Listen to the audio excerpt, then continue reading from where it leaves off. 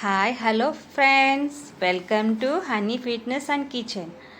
ఇవాళ నేను mango pickle చేస్తున్నాను. ఎలా చేస్తానో ఒకసారి మీరు చూడండి.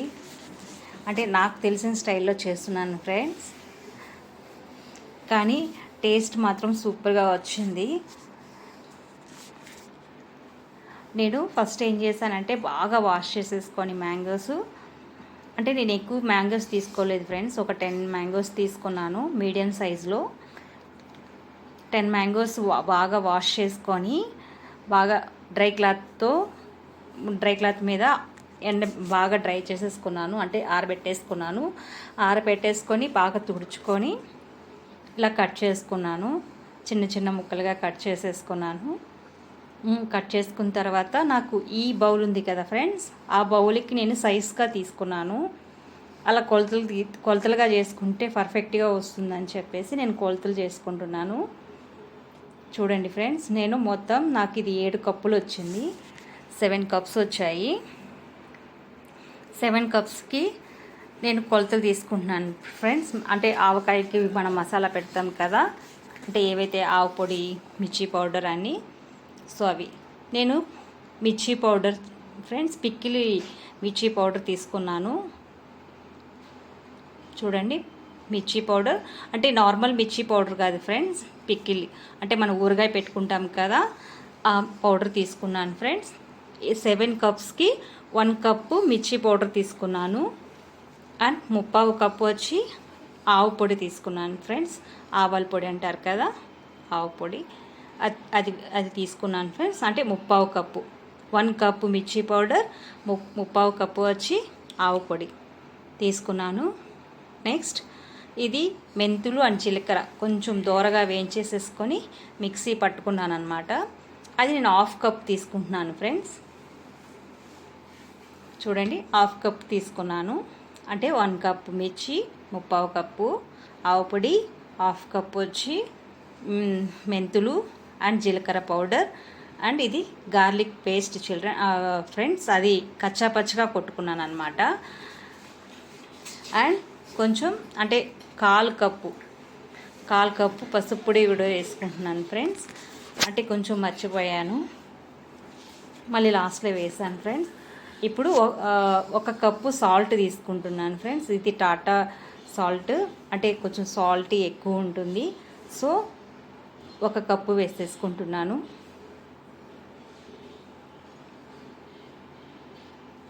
ఇలా మొత్తం వేసుకున్న తర్వాత, అంటే నేను ఇక్కడ వీడియోలో చెప్తున్నాను, ముందే నేను మర్చిపోయాను అనమాట. మళ్ళీ పసుపు పొడి అనేది వేసుకున్నాను అనమాట, 1/4 కప్పు. ఇలా మొత్తం మిక్స్ చేసేసుకున్న తర్వాత బాగా మసాలా అంతా బాగా కలపాలి. చూసారా ఫ్రెండ్స్, మర్చిపోయి ఇప్పుడు యాడ్ చేశాను పసుపు పొడిని. 1/4 కప్పే ఫ్రెండ్స్. ఇలా మొత్తం బాగా కలిపేసుకోవాలి. మా హస్బెండ్ చేస్తున్నారు ఫ్రెండ్స్, ఎందుకంటే ఆయన చేస్తే బాగా టేస్ట్ బాగా వస్తుంది, అందుకే మా హస్బెండ్ చేత పెడుతున్నాను. ఇలా కట్ చేసుకున్న ముక్కల్ని ఫస్ట్ ఆయిల్లో, నేను చూడండి ఫ్రీడమ్ గ్రౌండ్నట్ ఆయిల్ యూజ్ చేస్తున్నాను. అందులో కొంచెం కొన్ని ముక్కలుగా వేసేసుకొని ఆయిల్లో డిప్ చేసి ఆ మసాలా వేసేసుకొని కలిపేసుకోవాలి. అలా ఆయిల్లో డిప్ చేసి మసాలా వేసుకొని కలపడం వల్ల ముక్కలకి అనేది మొత్తం పేస్ట్ బాగా పడుతుంది. సో కొంచెం వేసుకుంటూ కలుపుకుంటూ ఉన్నాము. ఇలా కలపడం ద్వారా బాగా మసాలా పట్టి మనకి ఎక్కువ రోజులు నిల్వ ఉండేలాగా ఉంటుందన్నమాట మనకి ఈ ఆవకాయ పచ్చడి.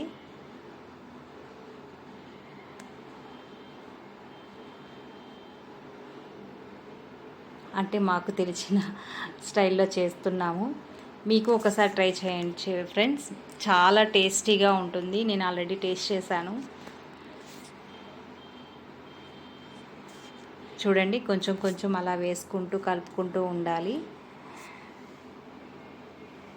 చూసారా ఎంత బాగా ముక్కలకి అనేది పడుతూ ఉందో మసాలా అన్నది.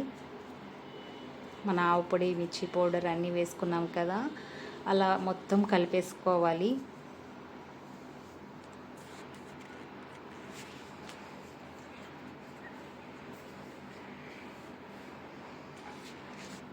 మనం ఇలా చేసుకుంటే ఎక్కువ రోజులు ఉంటుందన్నమాట. ఫ్రిడ్జ్లో పెట్టుకుంటే ఇంకా చాలా రోజులు ఉంటుంది.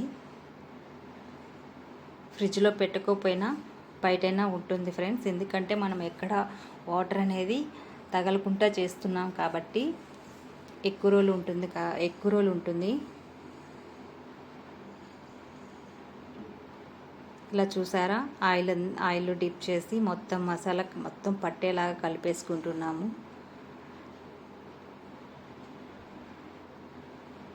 మొత్తం ముక్కకి పట్టాక ఎంత బాగుందో చూసారా, కలర్ఫుల్గా ఉంది కదా, చూడ్డానికి చాలా టెంప్టీగా ఉంది.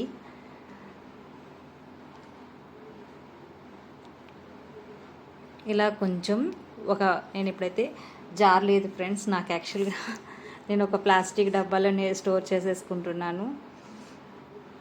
ఫస్ట్ కొంచెం ఆయిల్ వేసేసుకొని కొంచెం ముక్కలు అనేది దాంట్లో వేసుకుంటూ ఉన్నాను.